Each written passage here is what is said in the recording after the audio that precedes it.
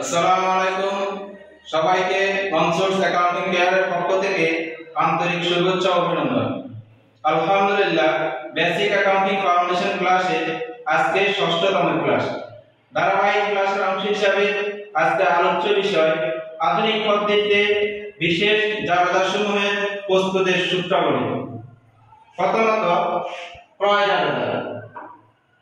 শুধুমাত্র দাঁড়ে বা বাকিতে ক্রয় জাবেদায় হিসাবভুক্ত করা হয়। ক্রয় সংক্রান্ত বিশেষ কিছু প্রয়োজনীয় তথ্য ভালোভাবে মনে রাখতে হবে। যেমন নগদের পণ্য ক্রয় হিসাবভুক্ত করা হয় নগদ প্রধান জাবেদায়। নগদের সম্পদ ক্রয় হিসাবভুক্ত করা হয় নগদ প্রধান জাবেদায়। দাঁড়ে সম্পদ ক্রয় হিসাবভুক্ত করা হয় সাধারণ জাবেদায়। দ্বিতীয়ত বিক্রয় জাবেদা। শুধুমাত্র দাঁড়ে বা বাকিতে বিক্রয় জাবেদায় হিসাবভুক্ত করা হয়। বিক্রয় সংক্রান্ত প্রয়োজনীয় কিছু তথ্য বিশেষভাবে মনে রাখতে হবে। যেমন নগদের পণ্য ও সম্পদ বিক্রয় হিসাবভুক্ত করা হয় নগদ প্রাপ্তি জাবেদায়। দাঁড়ে সম্পদ বিক্রয় হিসাবভুক্ত করা হয় সাধারণ জাবেদায়। তৃতীয়ত ক্রয় ফেরত জাবেদা। শুধুমাত্র দাঁড়ে বা বাকিতে ক্রয়কৃত পণ্য ফেরত দেওয়া হলে ক্রয় ফেরত জাবেদায় হিসাবভুক্ত করা হয়। ক্রয় ফেরত জাবেদা সংক্রান্ত প্রয়োজনীয় বিশেষ কিছু তথ্য ভালোভাবে মনে রাখতে হবে। যেমন নগদে ক্রয়কৃত পণ্য ফেরত ও সম্পদ ক্রয় ফেরত এই জাবেদায় হিসাবভুক্ত করা হয় না। বিক্রয় ফেরত জাবেদা। শুধুমাত্র দাঁড়ে বা বাকিতে বিক্রয় ফেরত আসলে বিক্রয় ফেরত জাবেদায় হিসাবভুক্ত করা হয়। বিক্রয় ফেরত জাবেদা সংক্রান্ত প্রয়োজনীয় কিছু তথ্য বিশেষভাবে মনে রাখতে হবে। যেমন নগদে বিক্রিত পণ্য ফেরত ও সম্পদ বিক্রয় ফেরত এই জাবেদায় হিসাবভুক্ত করা হয় না।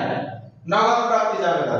নগদ প্রাপ্তি জাবেদায় হিসাবভুক্ত করা হয় প্রথমত নগদে পণ্য বিক্রয়, দ্বিতীয়ত নগদে সম্পদ বিক্রয়, তৃতীয়ত প্রাপ্তি হিসাব বা জানাজা থেকে নগদ প্রাপ্তি বা চেক প্রাপ্তি, চতুর্থত অন্যান্য যে কোনো ধরনের নগদ বা চেক প্রাপ্তি সংক্রান্ত লেনদেন নগদ প্রাপ্তি জাবেদায় হিসাবভুক্ত করা হয়। নগদ প্রাপ্তি জাবেদা সংক্রান্ত প্রয়োজনীয় কিছু তথ্য বিশেষভাবে মনে রাখতে হবে। যেমন দেনাদার বা প্রাপ্য হিসাব থেকে টাকা প্রাপ্তির সময় যে টাকা ছাড় দেওয়া হয় তাকে বলা হয় প্রদত্ত বার্তা বা বিক্রয় বার্তা। প্রদত্ত বার্তা বা বিক্রয় বার্তা নগদ প্রাপ্তি জাবেদার ডেবিট দিকে লেখা হয়।